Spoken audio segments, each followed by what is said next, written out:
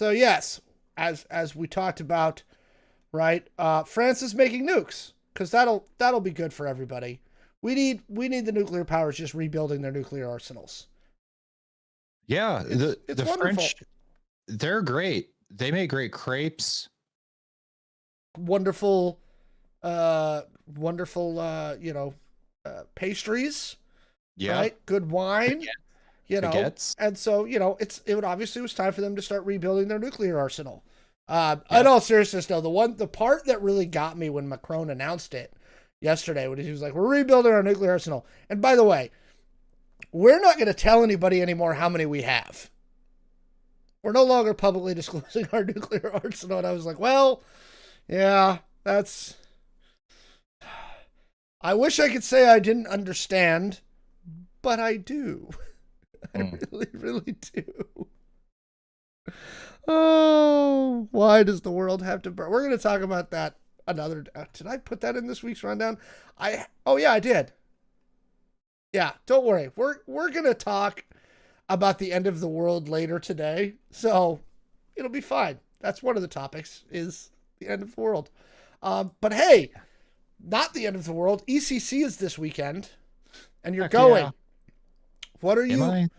What is the thing? Because you're going tomorrow morning, right? Hence why we moved the show to today. What Yes. is the thing that you were looking forward to most at ECC? Not going to work. Beyond that, I'm not going to work either, but for entirely different reasons. Um, I just like the vibes. I love walking around and just seeing endless art.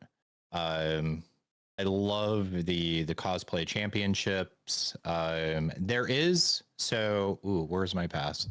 So I got this year. See if I can like grab it without like just completely killing everything. Oh my god. All right, so this year I got the cosplay VIP. Oh god. Oh god. Oh god. There it There is. you go.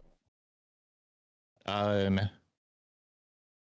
which gets you like still kind of like front row for the cosplay championships, and then it was like and other shit kind of, and it was like I don't know what that means. So but they announced that the people that have this pass, you'll have like you can select these like very small classes that only the VIP cosplayers have access to, where you can build your own stuff. So I'm making like gamer cat girl ears or something, I think, which is kind of cool. Also, if you're a cosplayer, I didn't do it because I was just like not at that level. But they will like actually bring you on stage and announce like who you are and like your cosplay, even if you're not like competing, which is like really kind of cool. Um, Probably should have done it, but I didn't. So yeah, um, I don't know.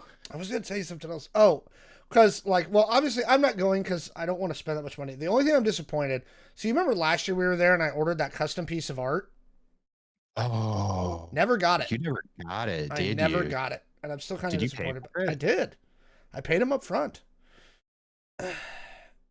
Did you try to reach out to him? I did, but never heard anything. So Shit. I just know that if I go, I will spend all the money because like ECC is one of those ones that's really easy for you to spend money. I'm actually looking above my setup right here, and I've got that Seattle exclusive Spider Verse poster that I bought last year that's signed like with all the different Spider people. So I do generally love ECC, but I'm not participating this year, just because I was like I was late on buying tickets, and I mean I could have still gotten some, but I was just like no, all right. You're just protesting the So hey, war. I send get. now I did tell people in the Discord that you're gonna try and get some footage for me to edit over the weekend, Yep. right? No guarantees, but No Jay is guarantee. gonna try and get me some footage, um, over the weekend. Um, so there you go. Um, Why do you have an I5 report done in the cold open here? I don't understand this note. Yes. News segment, miniature segment. So, it is Wednesday, March 4th, and for this week, I will say that I only gave two separate people the finger on I-5. Now, this is up 200% from last week, and it is only Wednesday. We got time to increase these numbers. I will say, I don't know a whole lot of sign language. Like, I know like this one, I know this one, I know this, right? But something I learned from Churchill, if you flip it around in French, that's like, fuck you. Okay. Because you're showing that you still have your middle finger. And so I think it was like English or something, they would chop off your middle finger so that you wouldn't be able to pull back like the longbow. Oh, okay. Or something. So this was like I still have my middle finger without just showing your. That's weird. But okay, I'll take it. Churchill got pushed back on that back in the day because he was trying to be cool. But anyways, yeah, so that's my I-5 report. I only gave the middle finger to 2 people this week. The 5 is going to be a mess for a year. And it's just, dear God. Yeah, I'm happy. The one good thing about not being at my job anymore is I don't have to commute anywhere. I have not gone south of like Edmonds in like a week, and it's been lovely. I don't have to drive down I-5. I don't have to try and figure out weird ass routes back down to the waterfront. I'm happy. I'm good.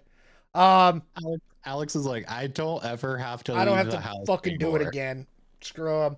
Also, in case you haven't seen it, and we would put it up here, but if you haven't watched it, every time we do a trailer on this channel, we get a copyright thing, and so we're not big enough for me to fight him effectively yet. So, but if you haven't looked at it, the Lanterns trailer, which is the new DCU show that's coming out on HBO Max this August, that is about Green Lanterns, and Jay and I watched the trailer just before the show, and it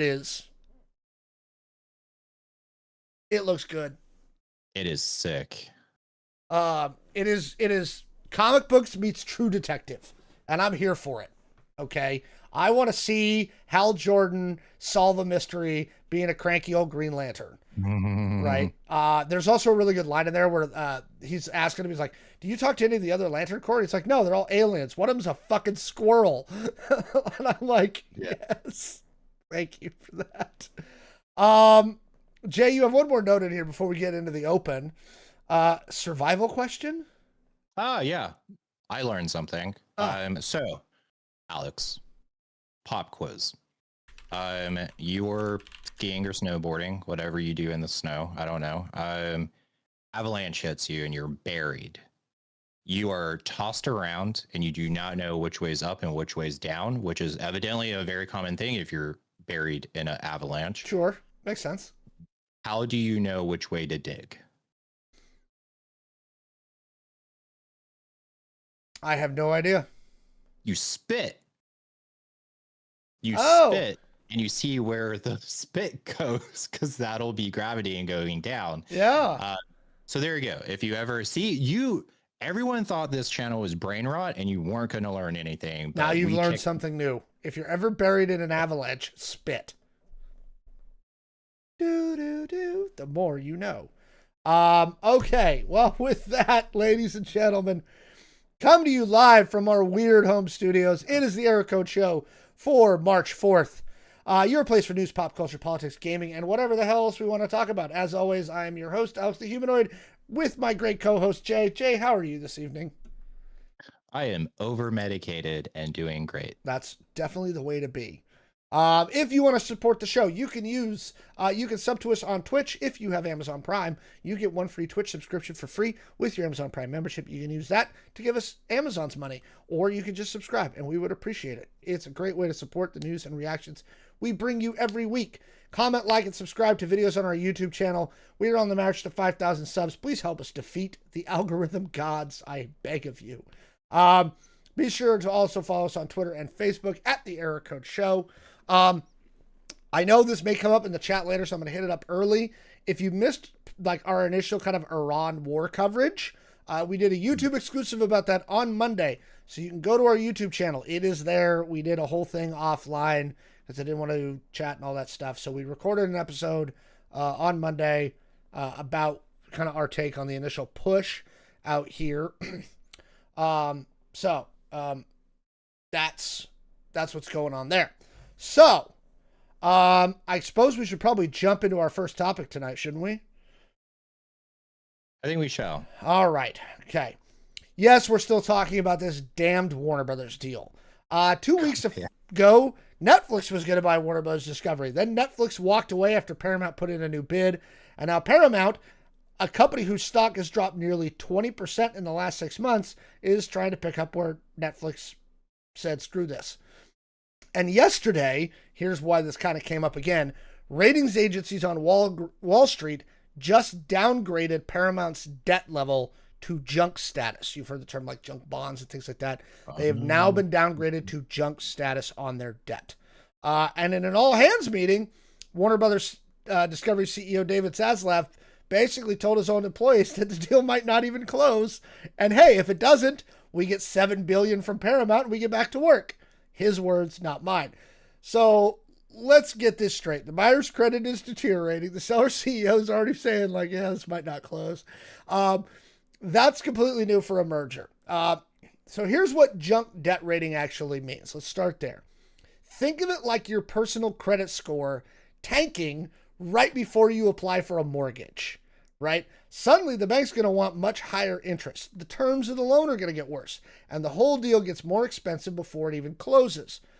Now, apply that to a company trying to spend $111 billion, which is what Paramount's upgraded bid is, on an acquisition.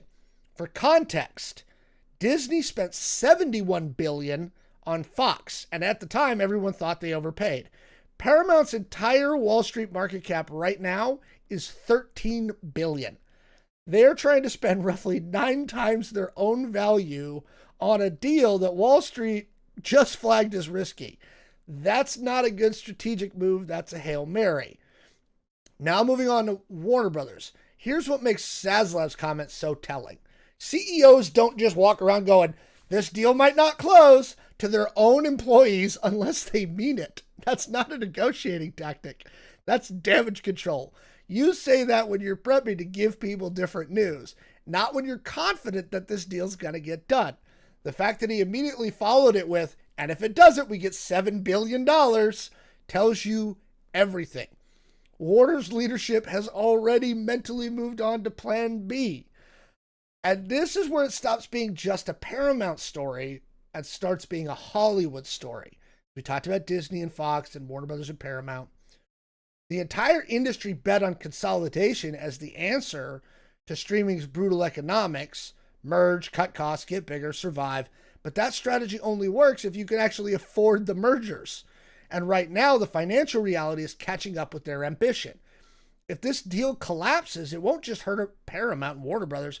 It will signal that the consolidation wave has hit its ceiling and nobody in Hollywood has a plan C. Jay. Zaslav's already talking about an exit ramp. Paramount's credit is in the toilet and the numbers are not adding up. Here's the question I actually want your take on. If this falls apart, who's circling?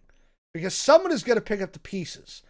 And the names that come to mind, Apple, Microsoft, Netflix, they have the cash to do whatever the hell they want.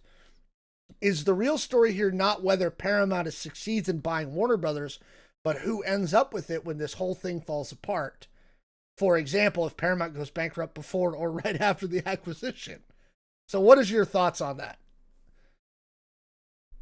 Yeah, I mean, I would love for Apple to buy it. That's something that I think you and I both agreed. We would love Apple to buy it. And these things are tricky.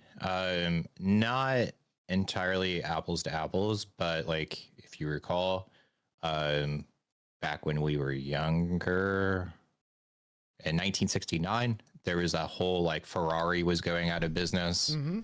Ford was trying to buy them. Ford was very committed to buying them, and then Fiat came in and actually they did a deal with Fiat instead, who at the time I believe wasn't even on the books to buy Ferrari. Like a little bit of a different circumstance, but these things are kind of tricky. So it's no telling. I can't say that I'm like losing sleep over Paramount possibly not going to get them right. Like oh no. We've talked ad nauseum about why we didn't want Paramount to get Warner Brothers. There's a lot of very obvious reasons that Paramount getting Warner Brothers was a bad idea. bad for the entertainment industry. And I was actually, based on what Ted Sarandos was saying, I liked what he was saying about Netflix's acquisition. He was saying, look, HBO still going to be there. We're not running it different, right?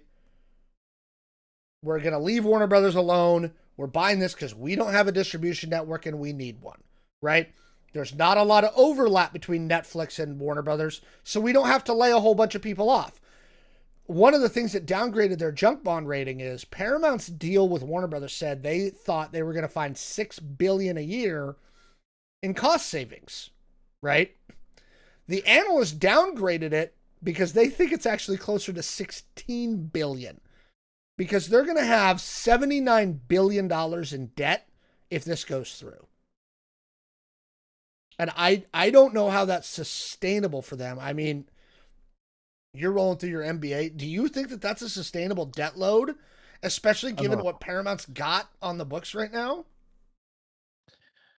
I mean, I don't understand this like market to be completely, to me, I don't think so. I mean, it doesn't sound right, but yeah, I'm also like not an expert in this market at all. So I would say like gut feeling, no, what the hell? But I mean, obviously Wall Street thinks it's a bad bet.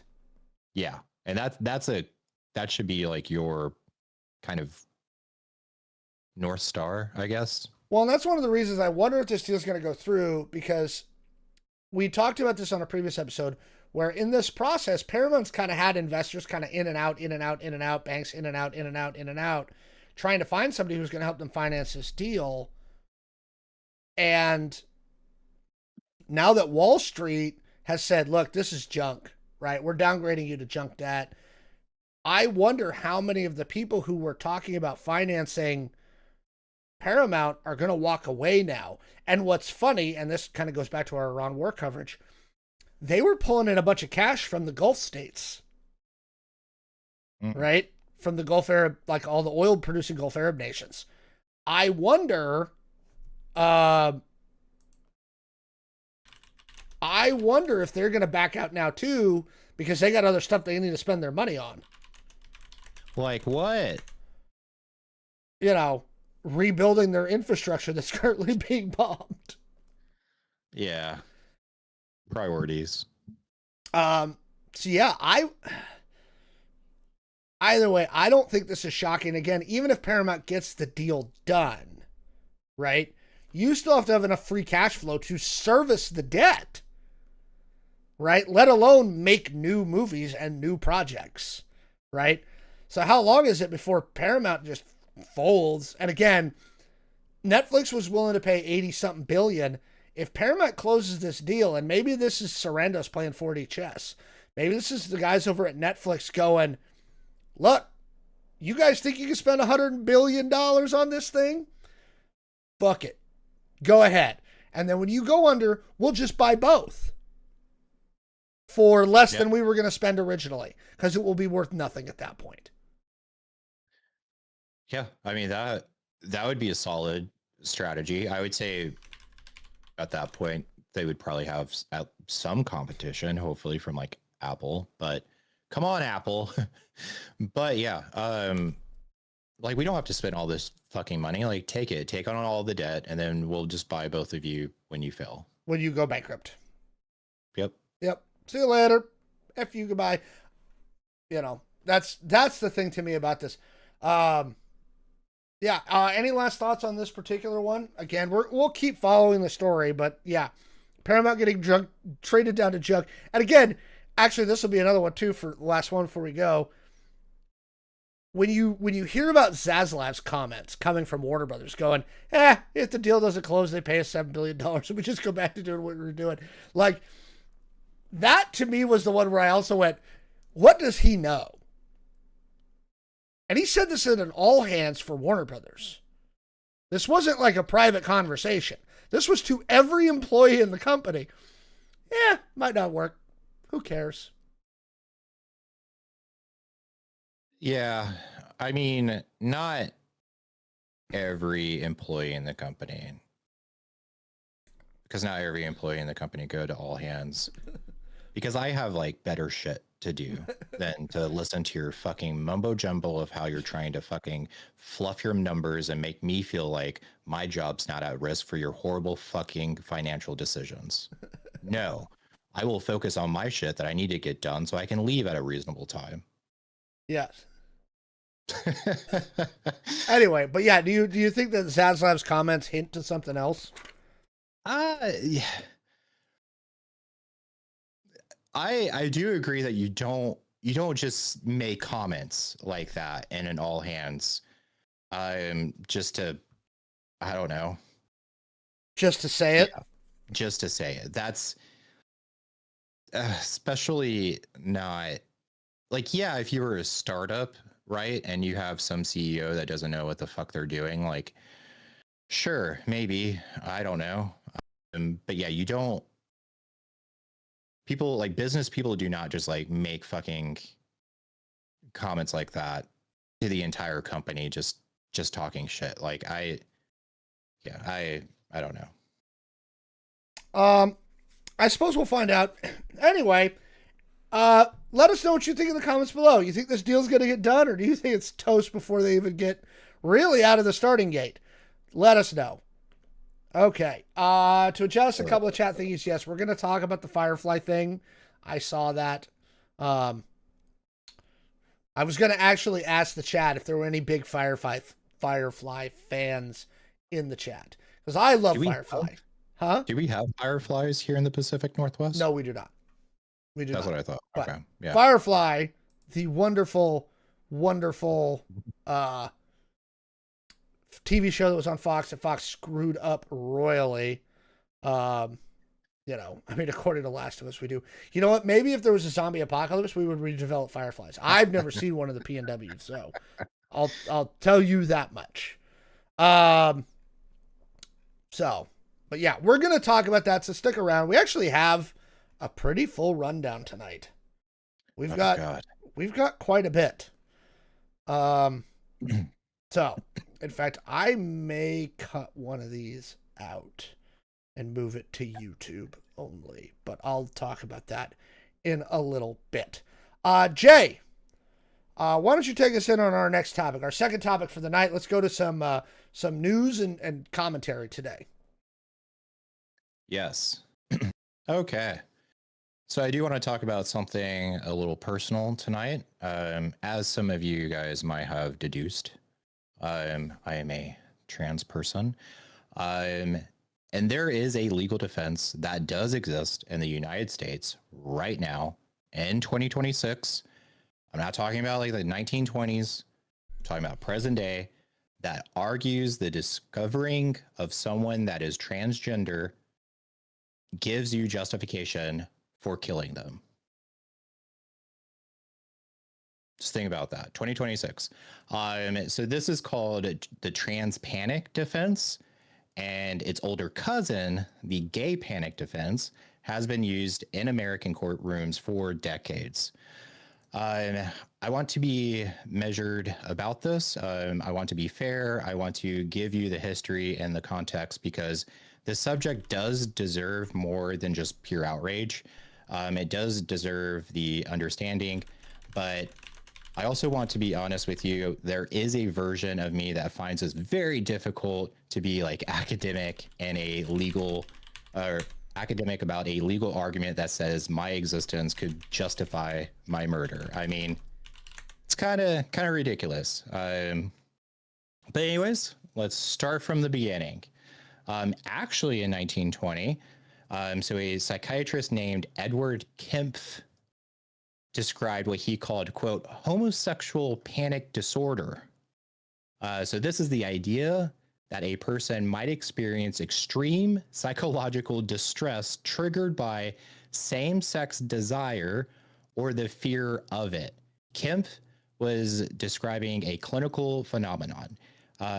He was not, and this is important, suggesting that it should be an excuse for violence. He was trying to understand something, not justify something. This is not the bad guy, right? He was just doing some research. But our wonderful legal system did take his framework and ran with it in a direction that he never intended, which is like just what we do, you know? You can split an atom. That's sweet. Let's make it a bomb. Through the 1950s, 1960s, and the 70s, when homosexuality was still classified as a mental illness and same-sex activity was still criminalized in much of the country, defense attorneys began arguing that a same-sex advance could trigger temporary insanity or an uncontrollable rage response. Courts sometimes accepted that logic, and murder charges got reduced. Sentences got lighter, and the law was essentially saying if a gay person made you uncomfortable enough, that what you did next was you couldn't be held liable. That framing never fully went away. It has just kind of evolved over the years. So let's talk about Dan White. On November 27, 1978, former San Francisco City Supervisor Dan White walked into City Hall and shot and killed Mayor George Moscone and Supervisor Harvey Milk. Harvey Milk is a very key person that you should all know. He was the first openly gay elected official in American history. He was a military veteran. He also commissioned the first pride flag to be made. The murders devastated San Francisco's LGBTQ community and shocked the country. And the trial made everything worse.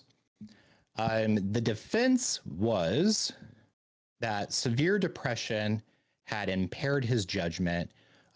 As evidence, they pointed to biological changes, including his diet shifting towards junk food. This got classified by the press as the, quote, Twinkie defense. The lawyers weren't claiming Twinkies caused the murders. They were just arguing that dietary changes was a symptom of mental incompetence. So, but the underlying logic that White's psychological state mitigated his responsibility for walking into a government building and executing two people.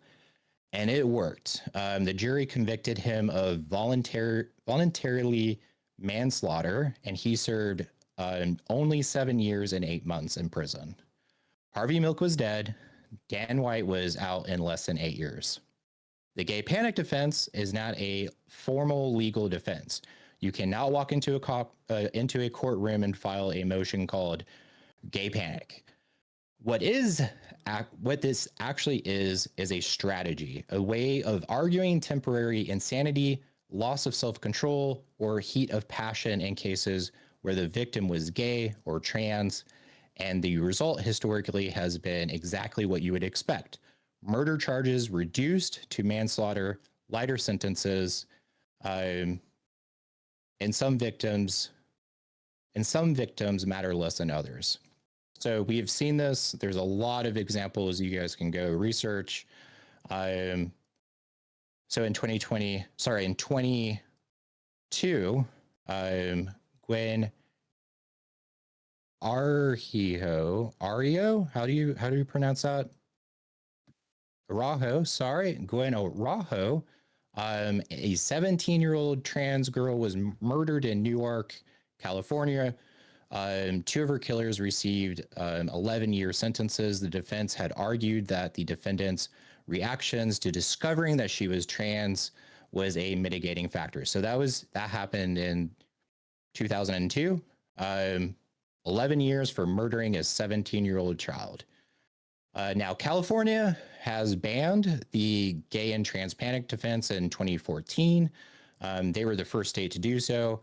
Ever since then, some states have followed suit. So Illinois, New York, Washington, Oregon, Colorado. But we are not just talking about a relic. We're talking about a legal strategy that still remains available in the majority of American states right now in 2026. All of this has just been backstory. Dear God, we're here to why I brought this up. So you guys might know an actor, Shia Cuntface. I'm sorry, his professional name is Shia LaBeouf. LaBeouf, yeah. he was arrested during Mardi Gras in New Orleans, charged with 2 counts of simple battery after allegedly striking multiple men and headbutting another one outside of a bar. Witnesses reported that he was repeatedly shouting homophobic slurs during the altercation. And in an interview afterwards, he stated, and I'm not quoting directly, but big gay people are scary to me. He did go on to say, like, I don't have anything against gay people. You can be gay, but be gay over there. But suggesting the situation escalated because men had touched him in a way that made him feel uncomfortable. Now, he has not invoked any legal defense. He has not been charged with anything beyond battery. I want to be precise about that. But the language that he used, the framing of fear, of discomfort, of a physical response to a same-sex interaction, sits exactly the same culture neighborhood as a legal argument we've been talking about. And that is worth examining. Because the gay and trans panic defense doesn't just exist in courtrooms, it exists in a culture logic that says discomfort with gay or trans people is a special category of discomfort, one that comes with permissions attached. And that logic is still very much with us. And I do also want to state that I believe it was last year, our federal government did declassify like a lot of crimes against the trans community as hate crimes, whereas they have been hate crimes in the past. Now, Alex, I've laid out the history and I've laid out where we are legally, but I want to hand this over to you specifically about this recent incident, because I think there's a broader cultural conversation here about how the language, quote, like, they scared me, I was uncomfortable, I panicked, I assaulted someone, I murdered someone, how this functions in 2026, whether or not it ever sees the inside of a courtroom. So what are your thoughts? So obviously, this is something that people have used in the past, and I think extremely erroneously. Again, the gay panic defense is ridiculous, right? In the idea that it's the gay panic defense. On the LaBeouf incident, I wish I knew a little more, right? My only caveat to his particular incident, right, is if they touched him without consent. Right? Because I don't think sexual assault is ever okay. Right? And so I'll give you an example. Gender irregardless, if you touch me in a sexual manner without my consent, I might pop you one in the mouth. Okay? Like, I might fight you. His wording does make it sound more like the gay panic defense, right? I was uncomfortable. I don't blah blah blah blah blah.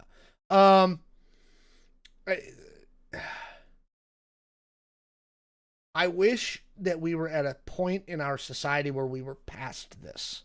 Sadly, and we've covered this a lot on the channel, we seem to be moving backwards a little bit, right? We seem to have gone quite a bit backwards in the last couple of years. A trend which I'm hoping will end soon. But yeah, I mean, the fact that this is still a viable strategy, both legally, and I think you brought up a good point, more from a cultural standpoint, right? Like, you're not going to get excised out of your communities for doing this because,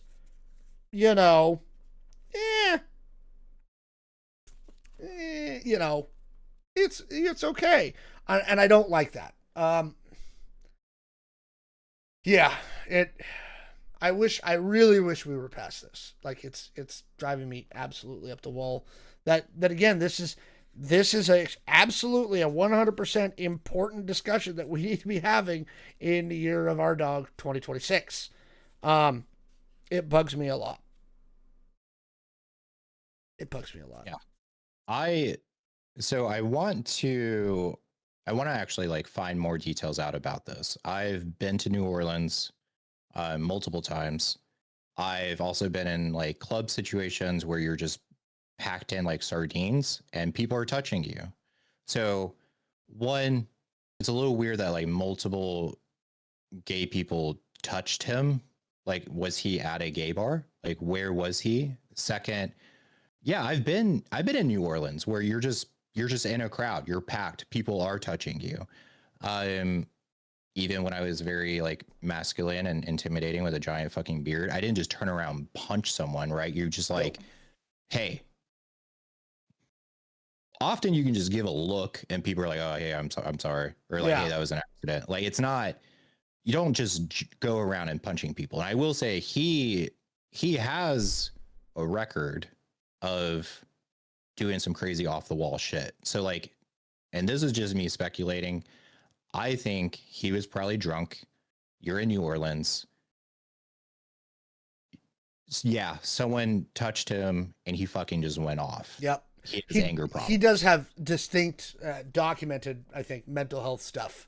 That I think is definitely more apt to describe what he is, going through. But again, that's also kind of my thing. Like, dude, what are you doing? What are you doing in Mardi Gras drunk? Like, stop it. It's kind of one of the arguments that's, they used to talk about this with like Ben Roethlisberger. They used to get it with athletes, right? Like, well, this thing happened and I was at a bar. Why are you, look, dude, you're a bajillionaire. You don't, sorry. Like part of the thing that you don't get to do anymore, you don't get to hang out with the normal people anymore, right? Yeah. Because you just don't. Sorry. Don't be in Mardi Gras at some random club getting hammered if you are a rich famous person. Just don't do it. Sorry. Yeah. Sorry. I don't get it. I don't get it. Anything else you want to add on this one, or? Yeah, just stop killing people and saying their gayness freaked us out. And see, that to me is that's the one that I really want to get to, right? Is especially when it comes to murder, right? Yeah. Murder, like everywhere where I've seen them try and apply a gay or trans panic defense, I'm like, bull, you fucking knew, you just lost your shit, right? So no, yeah, don't murder fucking people. Don't murder people. Anyway, let us know what you think down in the comments below. Okay. Listen to this. This doesn't warrant, I don't think, a full topic. So we're just going to chat about it for a minute. So for those of you that don't know, right? Firefly was a show that Fox did. What year did that come out? Jesus Christ. 2000. I think it was like 1923, right? 2002. So in 2002, Fox releases this really cool looking like space western called Firefly, starring Nathan Fillion, Marina Baccarin, Jewel Staite. Okay. And it's a fun show. Now, here's the thing about it. When they released it, they fucked it up. I mean, they aired the episodes out of sequence. They basically had no faith in it, right? Zero. Fox films a season of this and is like, you know what? We don't think this is going to happen. So it gets canceled after 11 of the 14 produced episodes were aired, which again, they were aired out of order, right?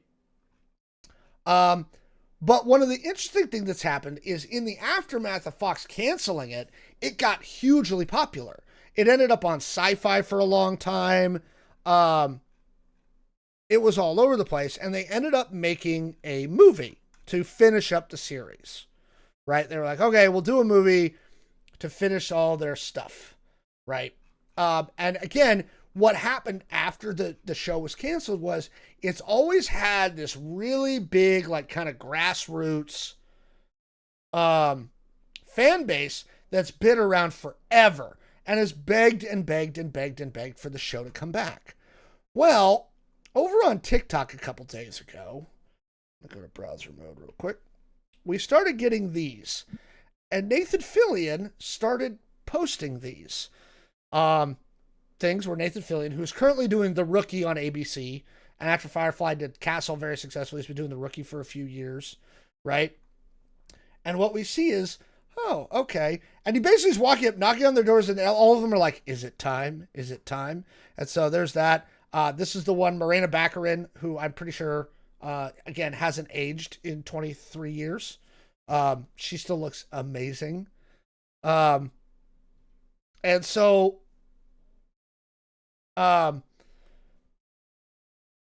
these have been coming out every couple of days, where he goes to a different cast member's house or somewhere, and they're all like, is it time? And this is Summer Glau, who's one of the main characters, right? They're like, is it time? Is it time? And so today they actually released another video with Jewel State. There's Nathan Fillion again, right?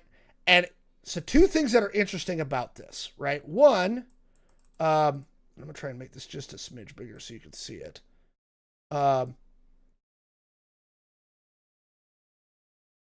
In the second to last one, in the caption, they say, some of you have guessed convention, podcast, or crossover, right? Because all these people are doing other work, right? And they're like, you are wrong, right? Which is the one where everybody went, wait a minute. Are you actually bringing this back? And then today, they said the announcement is coming Sunday, March 15th. So, I guess I'll toss it to you now, Jay, and I'll toss it to the chat. We talked a little bit about this on text. Not a huge Firefly fan, Jay, but you know the show, you know of it. Thoughts? Yeah, I watched it. It was just forever ago. Like I was a little kid, and I never should go back and watch it. You should go back and watch it. It's good. It's really good. I need to watch it again. Yeah, it's a solid show. Again, they've got a very loyal, very entrenched fan base that's like begged for them to bring this back for decades now. And it looks like something might be happening. So, on the subject of Alan Tudyk, who's also was in the show, and we all love Alan Tudyk. And Alan Tudyk is in everything. Because he's Alan Tudyk. His character died in the movie, so I don't know how they're going to bring back. But yes, bring back Alan Tudyk as well. So again, didn't really warrant a full segment, but was an interesting note of, are they bringing it back? So yeah, I think they can always just do the Evangelion approach, right? They're making another Evangelion right now. Are they? What? Did you not? Yeah, again, I didn't feel it's not enough information. It's not enough information to do a full thing. But yeah, this broke a couple days ago, last week. There's a new Neon Genesis Evangelion series on the horizon. Franchise creator Hideki Anno will not be writing the scripts. His replacement will be Yoko Taro, the guy who created the video game Nier. Oh yeah. Yeah, no, that's happening. Oh. They are making something. Interesting. Okay. So I don't know what to say about it. You can always just, so what they really love to do, if you're not familiar with this series, they really love to just kind of like rewind everything. So you could just do that. Also, I don't know. Evangelion is one of my favorite series of all time. Like, I want to get the Nerve logo tattooed on me. Right? All right. I need you to look at the message I sent you about an art piece. Well, I can't while I'm in this Discord thing. I can't while I'm producing. See, you forget. Like, Jay forgets that I'm producing at the same time that we're doing the show, and so I can't go into certain windows. Like, I have a certain setup that has to kind of like stay there. I'm glad you're not following the Gendo Ikari parenting style. No, I'm not going to have my wife kill herself, put her into a giant robot, and then have my child pilot said giant robot. That's also based on other stuff that happened. Yeah, where are we at? 8:47. Trying to decide if I want to keep this one in. We got this one. Yeah, I guess we got time for two more. We actually haven't done this yet, though. By the way, I mean, obviously, chat's obviously thrown in the Firefly stuff.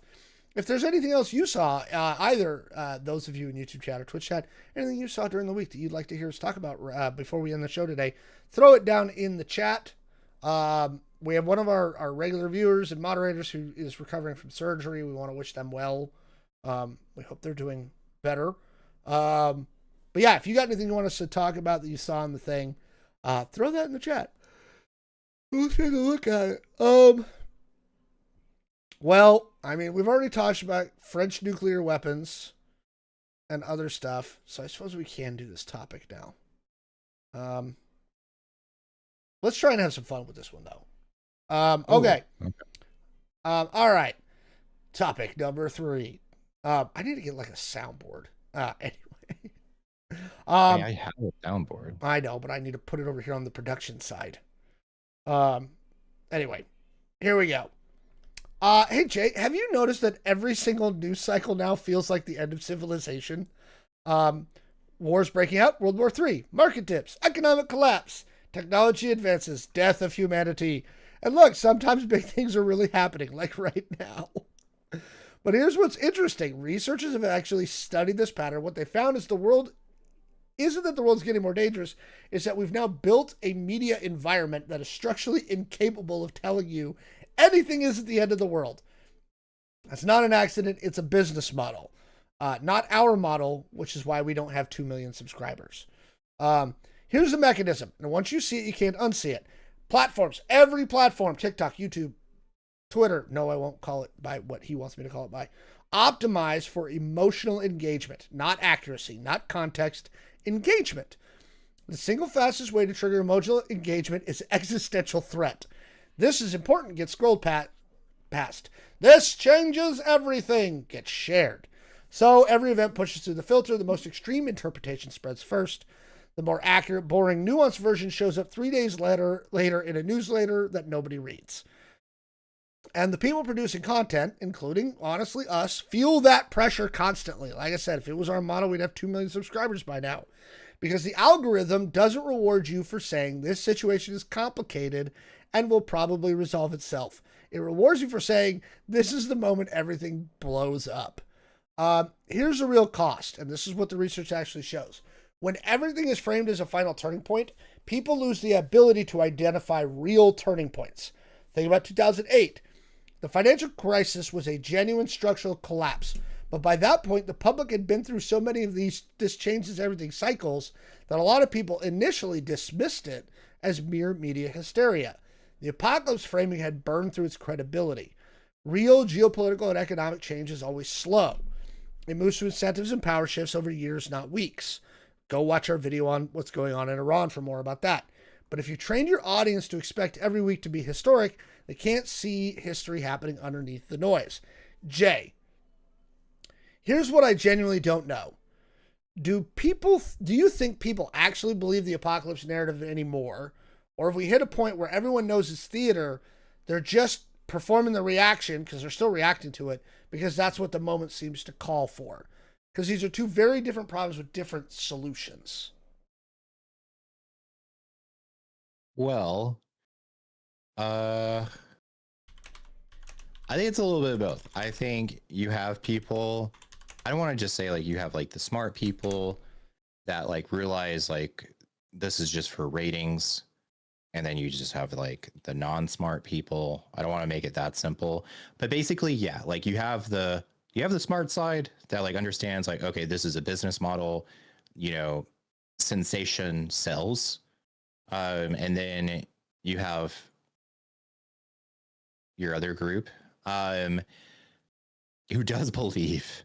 I have seen these people in the wild of like, you have doomsday preppers who like want to build a bunker, or they start training with AR-15s in case like zombie apocalypse hits, and then like they have to have a border of defense system, something. I don't like you have people that like truly honestly believes all of this stuff. And they like spend their money and time like trying to prepare against it. But as far as the general public, do you think they've just become completely inured to it? So now the only way to even get through to them is to make everything seem like it's the worst thing in the world and the most, we have had. So I'll give you this example. The last 3 presidential elections have been the most important and most historic elections in history. Right? And I'm sure when we get into 2028, it's going to be the same way. This is the most important election in history. At what point, when you hear that thing at work where it's like, look, if everything's a crisis, nothing's a crisis, right? Yeah. How do we either get people to stop engaging on this like doom scroll apocalypse type content, right? Or and start feeling out more of the nuance, or what do we do? How do we get them to this point? How do we get out of the algorithmic cycle to make it where the incentive isn't for content creators and media organizations to do all this? Yeah, I think there's a very simple actual solution here. You fucking just EMP us. We just get rid of the internet? Fucking roll it back to the 1920s. Well, I mean, we already talked about rolling it back to the 1990s. Bring back force and critical thought. But again, that's what chat's saying. How do you do that? Like, I know I'm one of those people where I've been not just listening to the news, but I've been consistently listening to different outlets since the Iran war thing broke out, trying to get a more nuanced understanding of exactly what's happening. And I was talking to a service member buddy of mine last night, actually. And I said, one of the issues that I'm having right now is none of the reporting that I'm getting from any of the legacy media or any media really is giving me a clear view of what in God's name is happening over there right now. I can't tell, right? I don't trust our government's narrative. I don't trust the Iranians' government's narrative. I don't trust the Israeli narrative. And nobody seems to be reporting anything besides bombs. There are bombs. Like, we're not getting a clear view of this is what's happening. This is the sequence in which it's happening. And here's what it's affecting, except in brief snippets, right? And then again, this is the other one, because I've run into this too. AI is making this worse, because I've had to like stop myself on videos and go, nope, that's AI. That's AI. Because people have been posting fake AI content of this conflict already for clicks. Yeah. I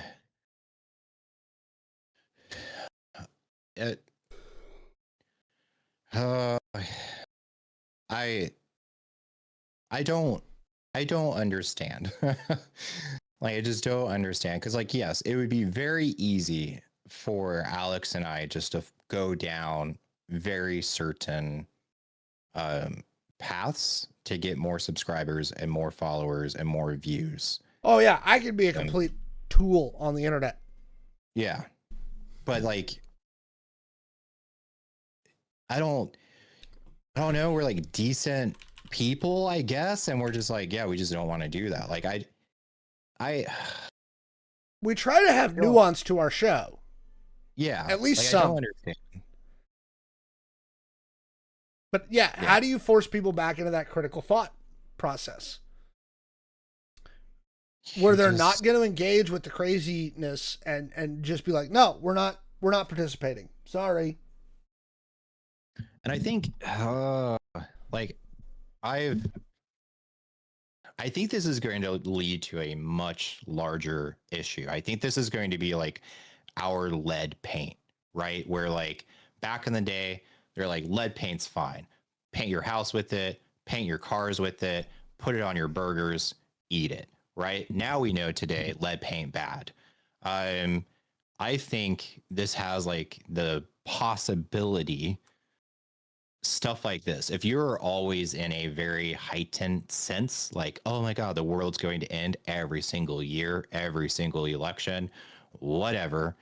I think more and more people are going to find unhealthy ways to try to escape that feeling and escape reality, probably towards either like drugs or cornfields, or drugs and cornfields. I don't know, crop circles. Anyways, and you're going to start seeing like a very bad shift in society.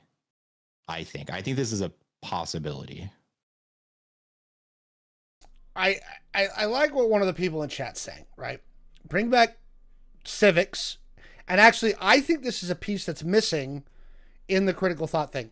Classes like art and music. I hate to say it, and in fact, I have a funny story. One of my friends and I used to tell about how we met. One of my close friends, we were 12.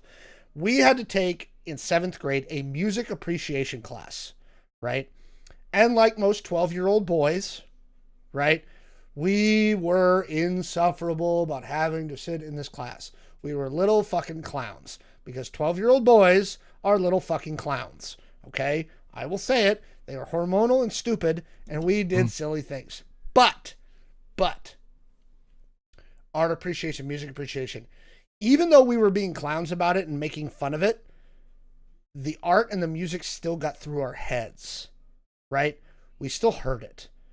It still implanted it somewhere deep in our subconscious, and it's still there.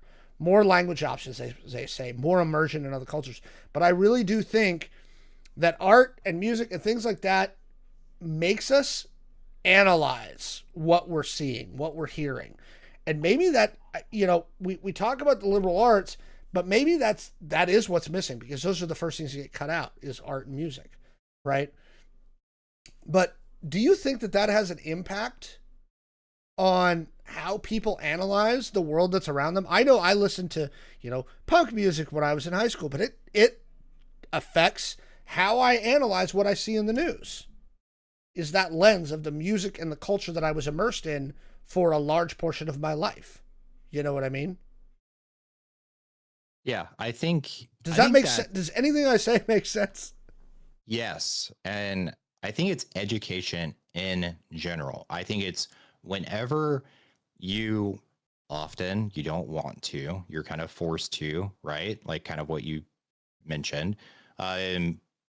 When you're forced to like widen your horizon, it can be anything. It can be art class, it can be music class, it can be, I know a lot of people, like something that changed their world views was a class that I took in college called Religions of the World. So you went through all the major religions and you started realizing some very fundamental flaws with stuff. And you start viewing things from different perspectives. You start putting yourself in other people's shoes, and you start realizing that the world is not as black and white as what you thought it was when you were like 7 and 8, right? Like whatever does that for you, art, religion, whatever education. I think this is why college is important.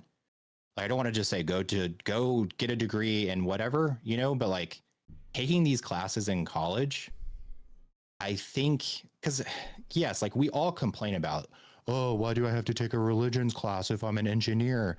This is a waste of time. But it changes your perspective. And I think you end up most of the time like having a better understanding, and you have empathy for a group of people that you did not even like understand before you took that class. 100%. I know a lot of the classes that I remember the most from college. I had one professor in particular that I took multiple of her classes, was in my electives, right, was theater. I took a bunch of stuff related to theater, like stage theater, right? Not because I was planning on being a theater major, but just because I was like, this is interesting. But again, you would sit down, you had to go and read plays. You had to go watch plays and see this art and see how it was presented. And again, yeah, I think it definitely changes how you look at the world. We need to bring that shit back. Hey, what do you know? We solved it. Solution to the world, right here on the Error Code Show. Okay? All right. let us know what you think in the comments below. Is there any way that you can think of that we can break this apocalyptic doom cycle? Fully fund education, actually fund everything. Liberal arts, math, science, electives, expand running start. I can't say as I disagree with you. God, we could get into a whole thing about education, but I'm not going to do that tonight because that's a whole big topic of conversation. That I think that we need to have. But I'm not prepped for it today. I'll say that. All right, one last chance. We're getting into the 9 o'clock hour now. Anybody who's got a comment or a news story or anything they saw in the news this week that they'd like us to talk about here on the show, we try to get to your user questions and comments at the end of the show. We got one more topic in our rundown tonight, and it's back to a fun one. And I got reminded of something today as I was working on the rundown. And something is coming back soon, Jay. Something is coming back soon. Right? So here's what we're going to talk about. Here's something that should not be controversial in 2026. The Pitt, it got renewed fast. They released 2 seasons back to back. Daredevil Born Again, which this is the one I got reminded about. Its 2nd season comes out March 24th. In 20 days. It got renewed fast. And both times, when we heard that those were getting renewed that fast, the internet reacted like someone had performed a miracle. Not because fast renewals are rare in television history. They're not. For most of TV history, this was completely normal. You made a good show, people watched it, you made more of it relatively quickly. We had seasons. That was the deal. Streaming broke that deal, and it broke it deliberately. Think about the last decade of streaming actually trained us to do. Fall in love with a show, watch it obsessively, tell everyone you know about it, and then wait. And wait. And wait. 2 years if you're lucky. 3 if the show is complicated. 4 if there's a writer's strike or a production problem or an executive somewhere who needs to see a better 2nd season before they'll commit.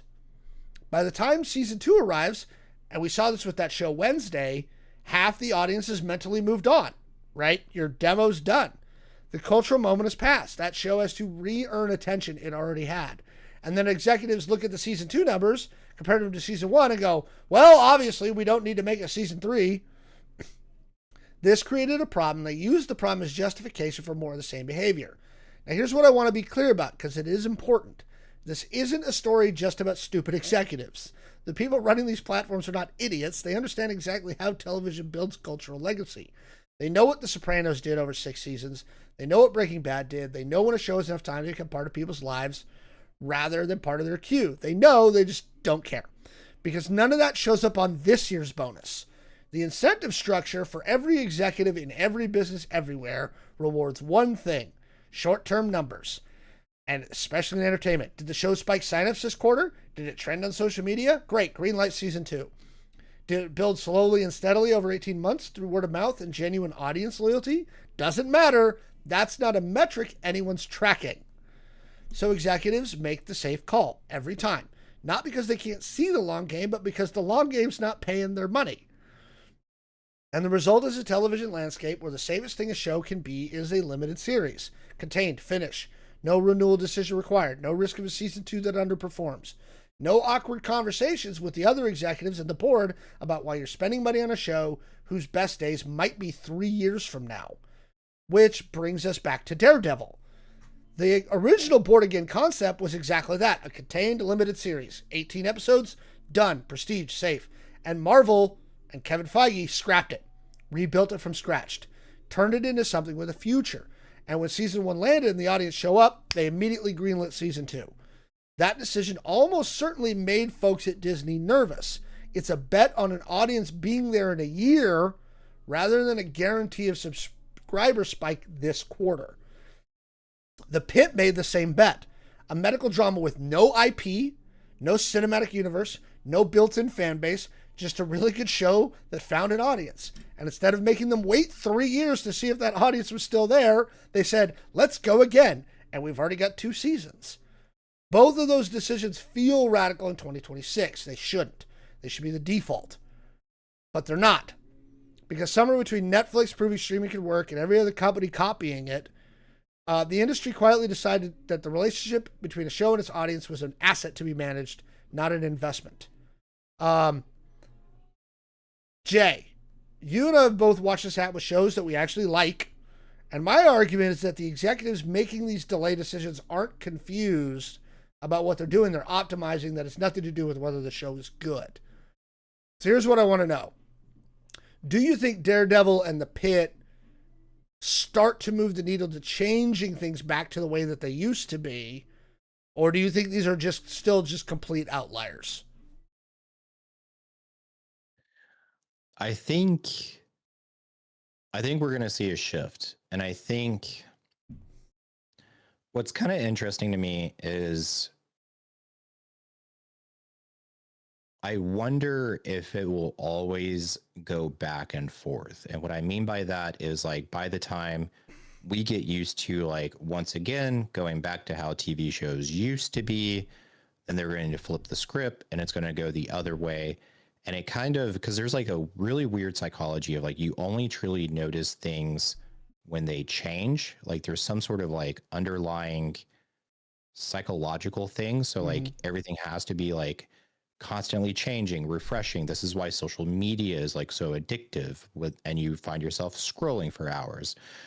So I wonder if there's something like that where we will keep like oscillating like back and forth of just like, we're going to go back to old school and now we're going to go back to like the new school that like no one likes, but it still makes a lot of money. And yeah, we're just going to bounce between the two. How do we change that incentive structure? I guess that's the other thing. Because in the old days, it was easy. It was ratings, right? Mm-hmm. When they did it under the old network broadcast model, right? A show came out in the fall, right? They had fall rating checks and then they had May sweeps, right? Where they would check the ratings. And that was when all the renewals for the following season, which we're going to start that September, came out, right? So they got that constant immediate feedback. Week to week, they would get Nielsen ratings. We knew what the ratings were for every show week to week to week to week to week. Also, because of streaming, we don't have appointment television anymore, right? You don't need to sit down at 9 p.m. Pacific, 8 Central, right, to watch a show. And if you don't catch it and your VCR didn't work, you're screwed until it hits reruns, maybe in the summer. Right? So because of that, again, they're not getting that immediate feedback. How do we as a consumer base, because they will react, realign those incentives for them? You know, like I think it worked with things like Game of Thrones because people had watch parties. Remember when Game of Thrones was huge and everybody had watch parties every Sunday? Like I know we did it with our friends, right? Every Sunday during Game of Thrones. It was, we all have dinner together at 6 on a Sunday. And when the show drops at 8 p.m. on stream, we watch it together and then we go about our day. Is that what we need to do? Do we need to start organizing watch parties again? I mean, it wouldn't hurt. I think, or just like stuff going viral on social media. Like everyone's talking about it on TikTok, right? Like that's probably going to go back to the studios and they're going to be like, wow, like, you know, this TV show, Firefly, dear God, Firefly is doing really good. Like there's so much like buzz on social media. We need to like renew it. I don't know. Yeah, we got to do something to rebuild that incentive for them. Somebody in the chat saying, I'm still really jaded about Game of Thrones. Those of us read the book because we kept our mouth shut. And y'all couldn't give us the same courtesy for even 2 weeks after an episode once the show went past the book. I know, again, I stick to my, unless we are specifically doing a spoiler review or spoiler cast, for a movie, I wait till it has finished its theatrical run, right? If it's still in theaters, unless we're doing a specific spoiler cast, which will be plastered everywhere, right? when we do reviews, and you go look at our movie reviews on this channel, we don't do spoilers on those. We will do a specific spoiler cast for that. For television shows, I will wait till the end of the season in streaming land. Right? This is why it's hard to do. Like, somebody asked me if we were going to do a show on the stream. And I said if we were going to do it, we would probably do it off stream and record 2 different segments. Because we would do like a straight review, which doesn't take long for a TV show. And then we would do a spoiler talk. But it's hard to do those on stream. So we don't typically do those. That's one of the reasons we don't do it. It's also, for us, because we're busy, hard to keep up with them, like on the point where we need to be doing them. If you guys would support us and we get to this point where this is all Jay and I do, then we're happy to start doing more week-to-week TV content. Yeah. Because I tell you, that's what stops me. The other thing that stops me from doing TV content. And since we're kind of on this like weird topic, Alex, what we should revisit. What's that? Are those some of those T-shirt designs ideas? I don't remember. My brain hurts. It happened. I think it was like the beginning of the year. Yeah, because I think I did them over Christmas break. So I made a handful of like error code T-shirts, like design of T-shirts. We do need that. Yeah, I think that would be kind of dope. Yeah, we just don't have time. Yeah, that's really the biggest challenge to doing this. Like, we do this, we love this. We're really trying to grow it, but it's challenging. Like, it is not easy. So, all right. Well, that's our rundown for the night. Again, chat, if you've got anything you'd like us to chat about before we get off. We did talk about Firefly. We talked about lanterns. Again, if you missed our Iran war stuff, go over to the YouTube channel. It's there. If you missed any segments from today's show, you can always catch those. We generally have those up within the first couple of days after airing, depending. Yeah. So, I don't blame you about being jaded about Game of Thrones.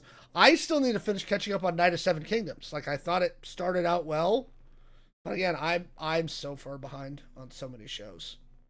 No one needs to apologize for being quiet in the chat. It's fine. We love you guys. But yeah, like I said, we will. We should be back on our regular schedule this week. Again, we moved it to Wednesday just because Jay's going to ECC tomorrow and will not be able to get back. What? I will, again, if Jay sends me footage, I'll try and get it posted this weekend. And I'm going to probably be doing more YouTube exclusive stuff, so keep your eyes out for that. With that all being said, thank you everybody for joining us tonight. We hope you had a great time with us here on the Error Code Show. We hope we were nuanced and reasonable and not catastrophe scrolling. Yes. But as always, I am Alex the Humanoid with you, Jay. Say bye to the people, Jay. They miss you. Bye, everyone, and come see me at Comic-Con if you're going to go. Are you surprising what your cosplay is? How are they going to recognize you? Are you being in cosplay all 4 days? Probably. So like, this is my cosplay. This is the cosplay. So I don't know. Look for like a 6'1" tall person with bright pink hair and a black cap. I mean, I feel like you should be able to easily spot me in a crowd of like 20,000 people. I don't know. I'm kidding. No. And it's more than 20,000 at Emerald City Comic Con. Yeah, but like never in like one area though. Like, that's true. You know, but somebody maybe in the YouTube chat is asking, who is your cosplay? Oh my God. Wait, hang on. Who is this? Let me see. What the hell? Canada Dry.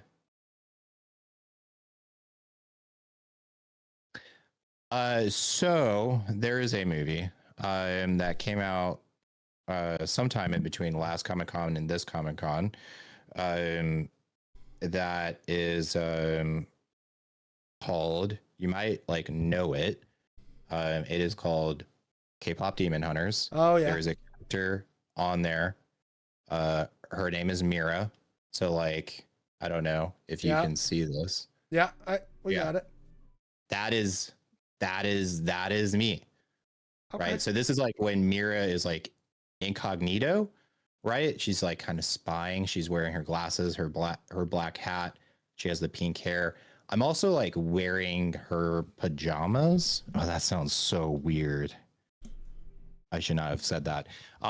So like, I don't know if you look at it, it's like, well, it's like the teddy bear pajama thing. So I feel like if you see me in real life, if you've seen K-pop Demon Hunters, which everyone should watch K-pop Demon Hunters, we're going to start banning people. If you haven't watched K-pop Demon Hunters, we're just going to ban you. Then yeah, you should get it, hopefully. Canada Dry, I'm like disappointed. You don't want to build a sleeping bag costume would be warm while you're outside of ECCC. Yeah, so I seem to remember the weather being better last year during Emerald City Comic Con.